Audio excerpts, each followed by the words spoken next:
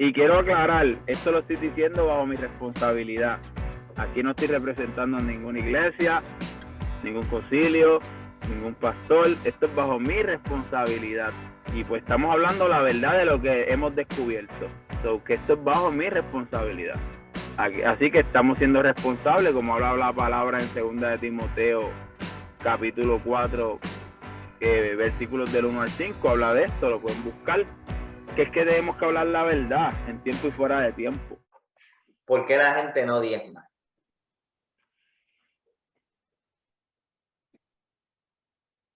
Bueno, la gente no diezma porque, número uno, no entiende lo que es el diezmo. Hay personas que no diezman porque no pueden diezmar. O sea, estamos en unos momentos de transición que, pues, diezmar se complica porque imagínate, o pago la luz o diezmo. Entonces, es una problemática, pero el nuevo pacto resuelve eso. Pues cuando hay una congregación, pues los que tienen de más dicen en Hechos que le daban a los que no tenían y así hacían un bien común para que no haya ninguna necesidad con los hermanos en común. Entonces, chequéate esto. Yo he escuchado gente que dice que ¿para qué yo voy a diezmar si yo no sé qué es lo que hacen con ese dinero?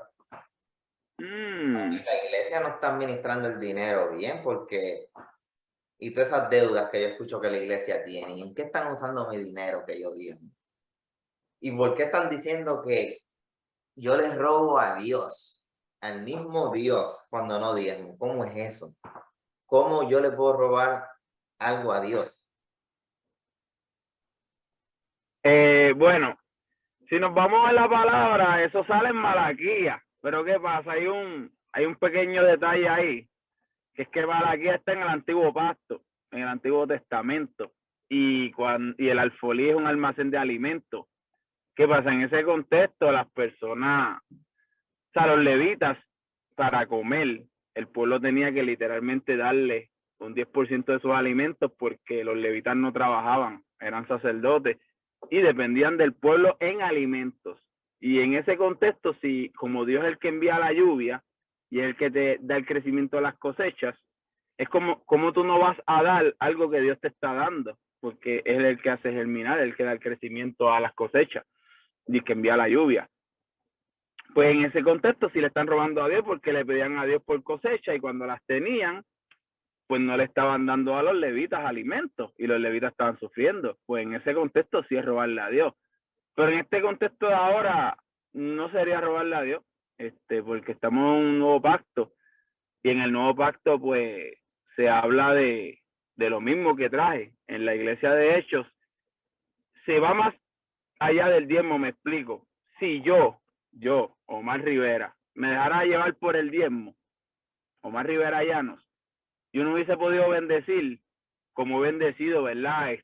Sin decir cantidades, como he bendecido, pues, en las misiones, a las personas con necesidad, junto con mi esposa, que hemos trabajado. Si yo me hubiese dejado llevar por el diezmo, o sea, yo no tengo un sueldo alto. Si me hubiese llevado por esa regla, yo hubiese dado muchísimo menos. Porque la palabra dice también que yo tengo que dar según lo que Dios me toca en el corazón. O sea, si Dios me está tocando con una cantidad y yo lo calculo al diezmo, pues estoy dando menos de lo que Dios me tocó. Pues el diezmo es una décima parte de lo que yo devengo. Pero si hubiese yo tomado esa regla, yo hubiese bendecido menos de lo que he bendecido. Pero la pasa es que al parecer hay una cierta inseguridad porque piensan que hay que asegurar un 10% para mantener una estructura, cuando no es así. Tú tienes, porque la obra es de Dios. Si la obra es de Dios, Él la va a sostener, porque Él es el que bendice. ¿Y por qué tú crees que no hablan del diezmo de Melquisedec en las iglesias? Por lo mismo, sería algo que ellos piensan que es algo que se le cae la estructura, porque la gente diría, pues no hay que diezmar, pues no diezmo. No, pero cuando tú entiendes lo que es la congregación y la misión de verdad, de llevar el evangelio, pues tu corazón es a dar, porque hay un principio del reino que para tú recibir tienes que dar. Eso no es algo que sea de evangelio de prosperidad, sino que esos son principios. O sea, para tú cosechar tienes que sembrar, pues para tú recibir tienes que dar. Pues entonces, si tú eres alguien próspero que tienes, que puedes bendecir, pues hazlo. Ayuda a tu hermanito de la iglesia, pero tampoco diga que el que no tiene está robando, porque le crea una culpa y hacer lo que, ¿verdad? En los tiempos antiguos, como lo hacían los católicos, que creaban culpa y crearon las indulgencias, todo eso para que la gente, pues en cierta forma manipularlo, pero para crear un negocio. Y no, esto no es manipulación, esto es hablar la verdad. Y ellos saben que hay dos tipos de diezmo, o es que tú crees que hay iglesias, pastores, concilios que no tienen ese conocimiento bíblico de que hay dos tipos de diezmo. Y si lo Hay saben, de, ¿tú crees que lo oculten o tú crees que es que a lo mejor se les olvida hablarlo? ¿Qué tú crees que está pasando ahí? hay de todo un poco. Yo entiendo que hay de todo un poco, ¿verdad?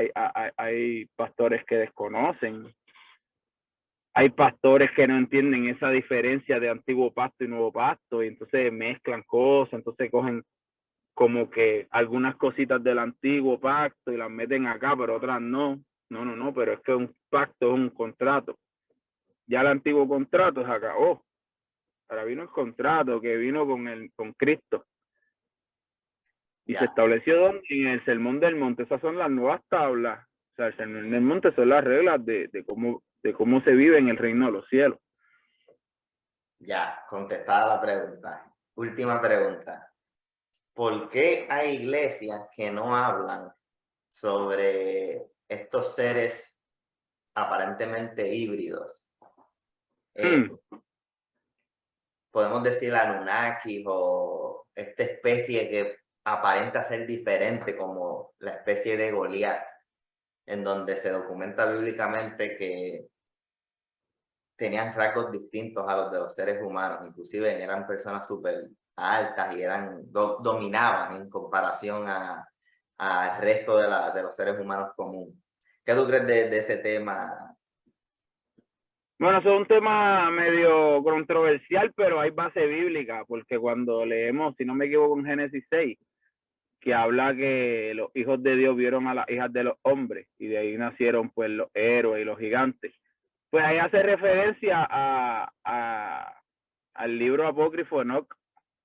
Pero ¿qué pasa? En el tiempo donde, ¿verdad? Donde el canon no se había cerrado, pues el libro apócrifo era una carta circulante, so que para ese tiempo, cuando lo citan, es que era una carta circulante autorizada en ese tiempo. Por algo no entró en el canon oficial, eso sería otro tema, pero sí, se hace referencia, y cuando tú lees el libro de Enoch, sí, habla de todas esas cosas, de lo que hubo, de la alteración genética que hubo, de esa mezcla y todo eso.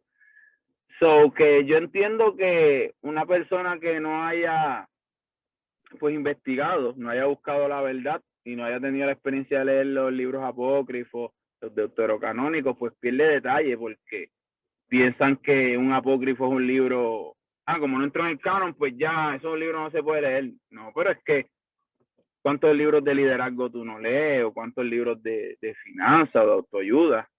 Pues un apócrifo tiene más que eso, porque un apócrifo tuvo su autoridad en su tiempo, por ciertos concilios que decidieron que no iba a entrar, eso es otras cosas, pero de que se escribió y al parecer sí fue un libro de respeto en su tiempo, sí, porque se usa de referencia.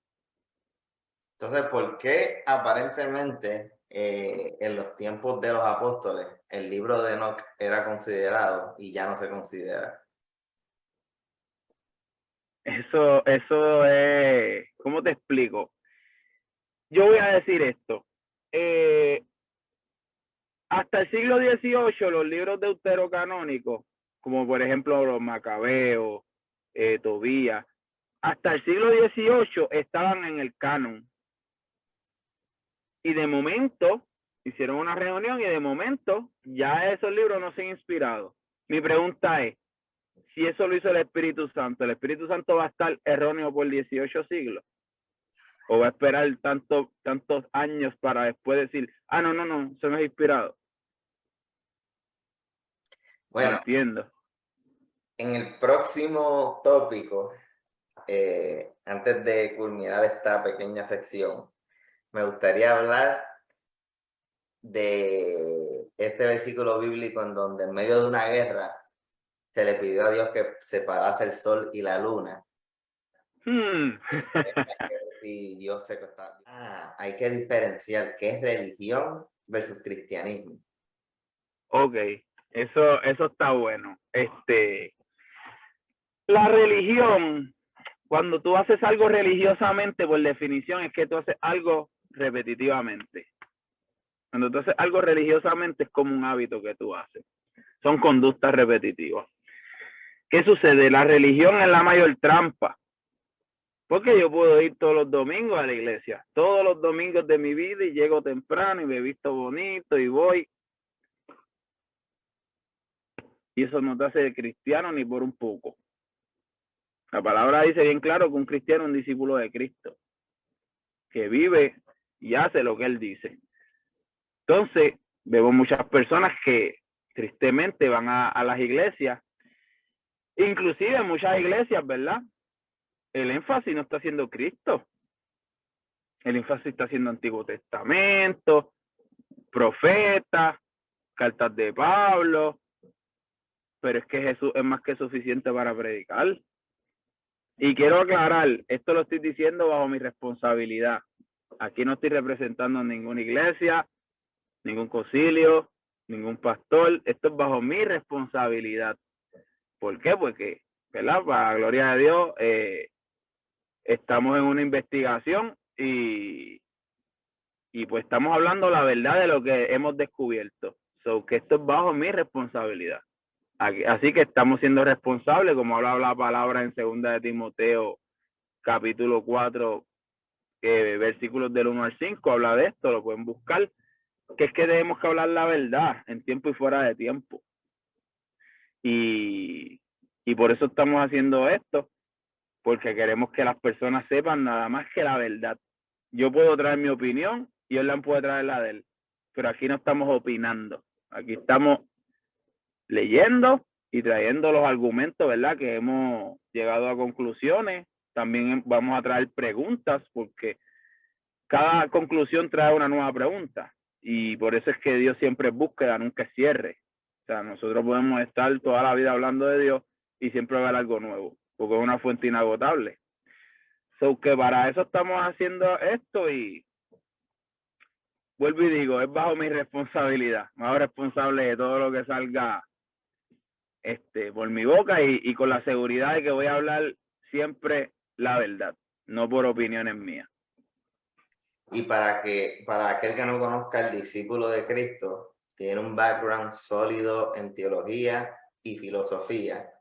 Así que no estamos aquí, ¿qué te digo? De alguna manera improvisando el conocimiento, sino que el conocimiento se ha construido. Yo no tengo un background, se pudiese decir, formal teológico, pero he perseguido de cerca a teólogos de mi preferencia y he aprendido. Mi background más bien relacionado a la salud, medicina contemporánea, ese tipo de cosas. Y en muchas ocasiones, inclusive, Omar y yo hablamos y hay algunas ocasiones que no estamos de acuerdo.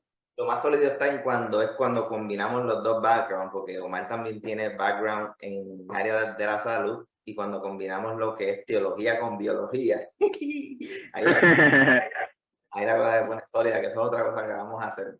Tenemos como cuántos temas.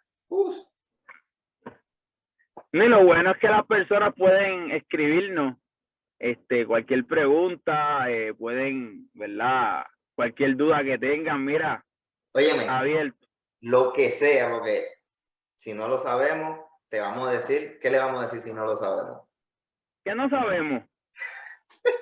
Pero Lo más que podemos decir, vamos a hacer la tarea de buscar. Pero usted pregunten, mira, cualquier duda que usted tengan, este es el foro perfecto aquí nadie es pecador por preguntar. El pecador es el que no pregunta y se queda con la duda.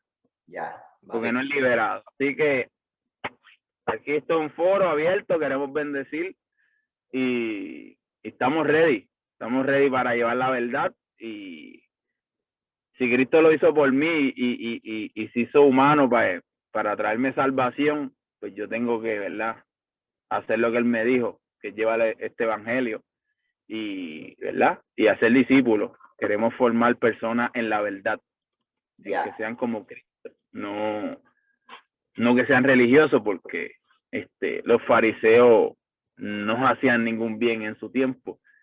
Y hemos visto que en el hoy tampoco, tristemente, hay muchas personas religiosas que no hacen nada. Y esa es otra cosa, que hay que definir qué es un fariseo. O sea, si existiesen fariseos en esta época, ¿quiénes fueran los fariseos? ¿Dónde estuviesen los fariseos? En las iglesias, en las figuras de poder, en las iglesias, en las juntas, en los altos poderes.